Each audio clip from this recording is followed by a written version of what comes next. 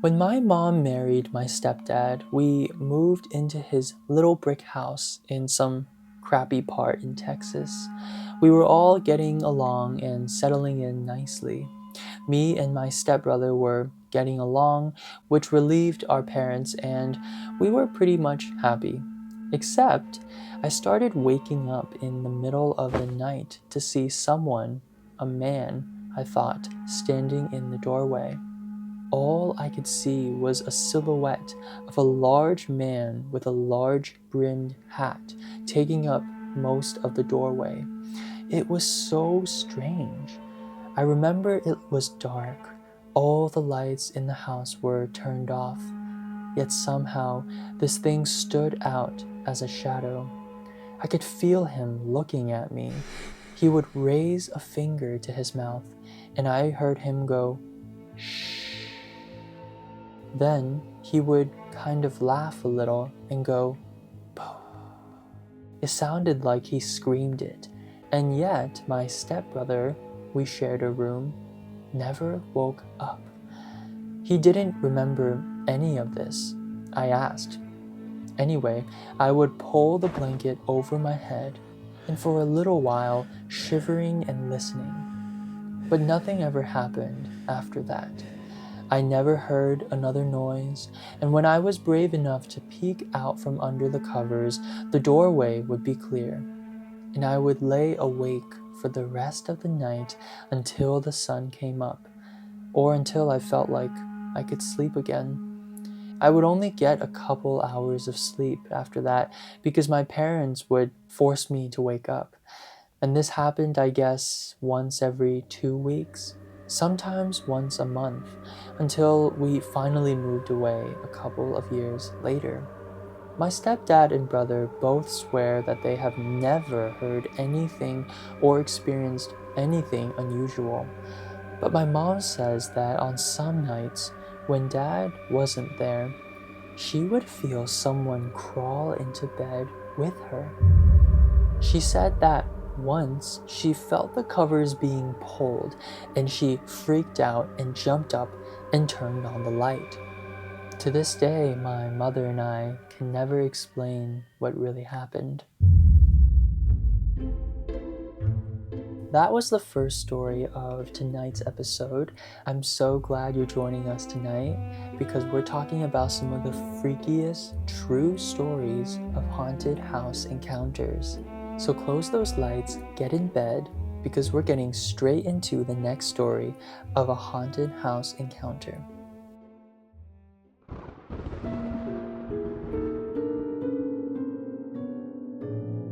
I swear that my first house was haunted. The best one came from my friend who used to sleep over all the time. When he spent the night, we'd sleep down in the family room in front of the TV on an inflatable mattress.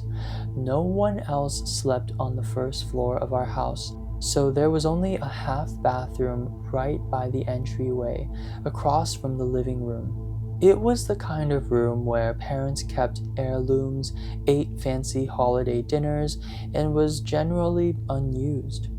Anyway, in this bathroom, behind the sink was a large mirror that, with the door open, you could see straight into the living room.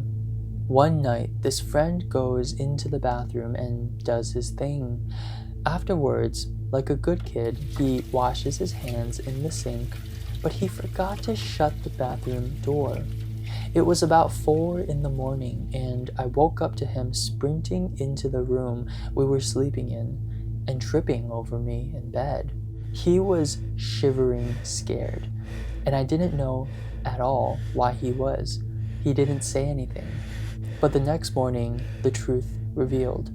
Apparently, that night, he looked up from washing his hands, and behind him, a woman was rocking back and forth in an antique rocking chair we had. He turned and started to say something to her since he thought it was my mom. But when he was facing the chair, it was just rocking, empty. That room always gave me the creeps, and I never used that chair. There was a big pillow on it that pretty much kept anyone from sitting on it because only half of your butt would fit on the chair. We don't live there anymore, and I haven't spoken to the new residents since I feel it would be kind of weird. I would really like to ask if they have felt anything strange.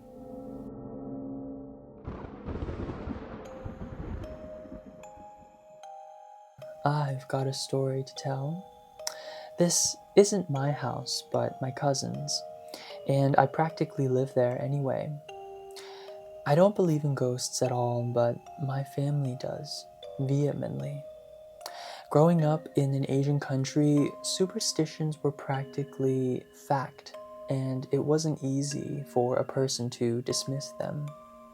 So, when my cousin said he saw a strange man standing outside the gate, muttering odd things and leaving, the family was a little taken aback. Who was this guy? Immediately, everyone thought that the house had been marked or cursed. Several strange occurrences were reported, and one of the girls said that when she entered the bedroom, she saw a white woman dressed Victorian style sitting on her bed, crying. We were formerly an English colony. Doppelgangers of family members were even seen. At night, more than a few people reported seeing a strange furry figure peering furtively in their bedroom. It all reached a breaking point when my cousin suddenly broke out into a fit in the middle of the day. He had no history of epilepsy whatsoever. He was writhing on the floor, babbling incoherently about a bearded man standing in the corner of the room. The family then decided they had had enough of this and went to a local priest to cleanse the house. Things seemed to settle after. I personally never bought into it, but as a child, I really couldn't say much. Who knows what really happened anyway?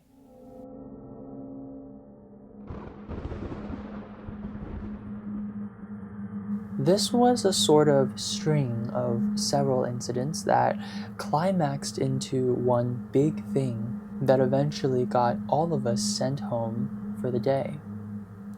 First, the school is pretty old, built during the British occupation and actually contained secret exits and things. Certain parts of the school were permanently closed, which of course led to rumors among the students.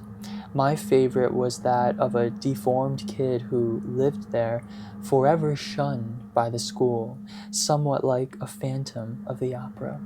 But one day, we all witnessed a shaken, crying janitor being escorted out by some of the teachers who were trying to calm her down.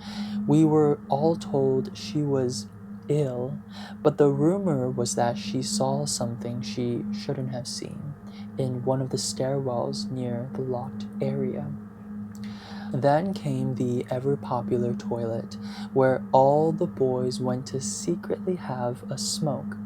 It was a boys' school. In the same week as the janitor's breakdown, there was a huge gathering at the toilet, and we saw teachers yelling at kids to get back to their classrooms. The toilet was then shut down. The rumor? One of the boys was taking a number two when he came out of the cubicle and saw wet, long hairs plastered on the wall. Think of hairs that look just like The Grudge. Then the worst thing happened. Someone got possessed. One of the boys went straight into a frenzy and had to be held down. He was speaking in a very strange dialect that was quite alien in the area, and strangest of all, in a woman's voice. His parents and an ambulance had to be called. Sometime later, we were all told that we could leave for the day. More rumors. After we left, the school got a priest or medicine man to cleanse the school.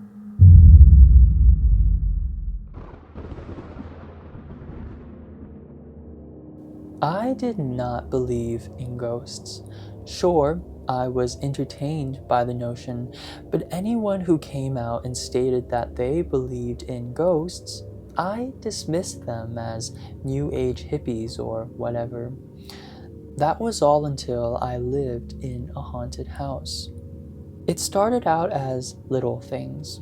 The bathroom door would open violently if anyone ever closed the latch, so often that we came to count on it. I asked my roommate if he ever noticed a red light in the spare bedroom, as I always did, when walking up the stairs in the dark. And he did. I'd always go in the spare room to investigate, but could never find the source of the light. These things I could explain away. But then weirder things started to happen. One night, I was sitting in the living room with my girlfriend and my roommate when I noticed the shape of a woman's face appear in the pane of glass of our window in the other room. We all witnessed this. Even then, I tried so hard to explain it away as a trick of the light. But what finally convinced me that something was happening was one time when I was brushing my teeth, something tugged incessantly on my sleeve, and I'm 100% sure I didn't catch my sleeve on anything. I was in the middle of the bathroom. Have you ever been fishing? It was like a fish was nibbling on the line, except on my t-shirt sleeve. That freaked me out. Still, even stranger things happened. I'd hear footsteps upstairs while home alone. I even saw a shadow while looking right at it for 5 minutes or so. He was in the middle of the room, not up against a wall. I moved around to make sure. Twice, while heading up the stairs to my room for bed, I heard a woman's voice say goodnight to me over my shoulder. Good night. The strangest thing that happened was on New Year's Eve, 3 years ago. My roommate and I were hosting a party and waiting for people to show up. We were sitting in the living room when I suddenly felt something brush up against my arm, and the light bulb in the lamp I was sitting beside exploded. There were a few other things that happened, and some I'm forgetting, I'm sure, but the fact is that too many strange things happened for it to be mere coincidence. I have since moved out of that house, but the belief remains. Something strange was happening there.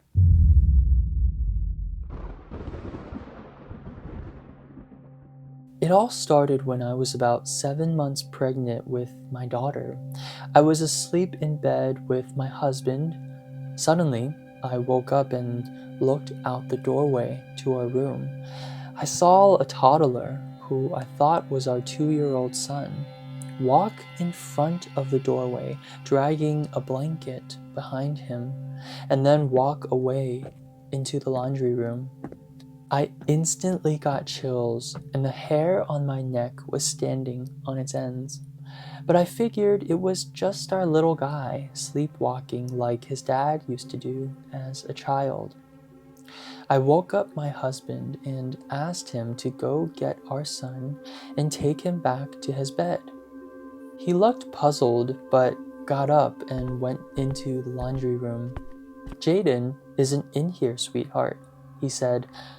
I was baffled. I had been watching the laundry room entrance the whole time. I hadn't seen him leave. My husband went to our son's room across the house, and there he was, sound asleep under the blankets in his bed. I dismissed this occurrence as pregnancy brain and went on with my life. Several months later, after our daughter was born, I was in the shower while the kids were down for a nap. I was rinsing out my hair when I heard footsteps, little running footsteps. I opened my eyes, heard a giggle, and saw a little boy. not in the clothes my son was wearing. Rather, he was in a red shirt and jean shorts, running across my bathroom and then into the closet. Strangely, I was not freaked out.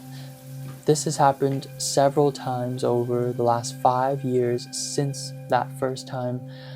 I'm not really freaked out by him, and he has aged some. He now seems to be 4. He always runs by when I'm in the shower like he's chasing something. The most recent encounter I've had was one morning when my husband and I were asleep. My 2 oldest kids, 5 and 3, came in to wake us up. It was still dark in our room, and from the bathroom light behind them, all I could make out was their silhouette. They came in and stood on my husband's side of the bed. He was awake but didn't open his eyes. I told them both to go potty, and then I would turn on a show for them in our room. I told my older son to let his little sister use our bathroom and for him to use the downstairs bathroom. He just stood there, so I repeated myself, and he turned and went down the hall. My daughter went into our bathroom. I sat up waiting for them to return. My son came back and sat on the floor waiting, and after a minute, he said, "Hey Mom, can you turn on a show?" I said, "Well, let's wait for your sister." He turned around and said, "She's still asleep, Mom." I said, "No, she isn't. I saw her go into my bathroom." I got out of bed to check on her. My poor daughter has fallen asleep sitting on the toilet before, so that's what I expected. But when I got to the bathroom, it was empty. I quickly went to her room, and there she was, asleep.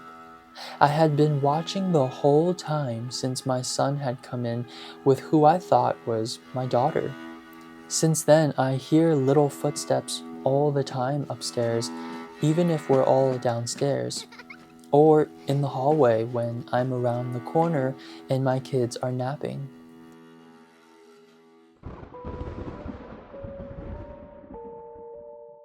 When I was a child, I wanted to believe ghosts were real. I wanted to desperately prove that. For many years, I tried, but to no avail. That is until I turned 18. By then, I did believe some things couldn't be explained and was slowly losing hope. I worked in an aviary that had lovebirds, cockatiels, and budgies, equaling out to 500 total, roughly. Ask anyone who has dealt with breeding small parrots, and they tell you that some parents aren't very good to their chicks. They'll even abandon them or abuse them. Of course, the parents were to be kept more as pets and not allowed to breed, and so I would become the new mom, taking consideration that feeding chicks is a lot like feeding a human baby. They'll want to be fed even in the night, from 2 to 4 hour intervals. Well, one night I was laying in my bed and had said my pleasantries to my friends for the night. In my silence, I was recollecting some memories. My silence broke. I heard odd gurgling sounds. I figured it was the water bottle I kept for my little birdies and thought nothing much. Dead silence flowed through the room again, and I began to become a little alert from the oddness of it all. But again the sound came back. This time it was akin to gurgling and croaking. I have no idea how to really describe it. It just made my body go into a fight or flight mode, and my hair stood up on its ends. Honestly, it sounds like a cliche reaction, but it is true. I looked around and saw nothing. I decided my next course of action was to ask if anything was in the room. My little birds squeaked tiredly back, but nothing was seen or heard.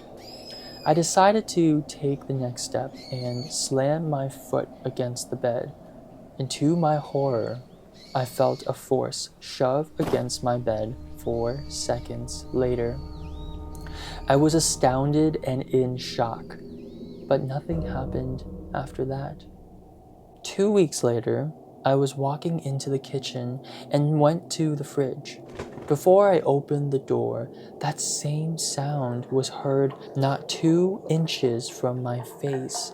I don't remember grabbing anything from the fridge, but I do remember calmly walking back to my bedroom where I noped out for the rest of the night. A month later, in the middle of the day, I was talking to my friend on Skype. The door to my bedroom started shaking violently, and I screamed at my brother to knock it off. But he screamed from his bedroom that it wasn't him, which sent me to quickly open that door. Nothing.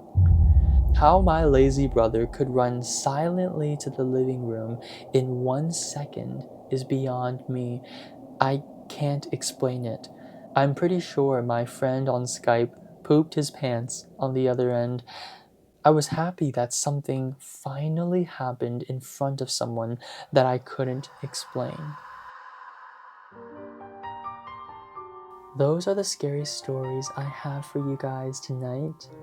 If you like these kinds of stories, go ahead and subscribe because we make new videos once, twice, or 3 times a week. I hope you have a horrible sleep, and I'll see you in the next video.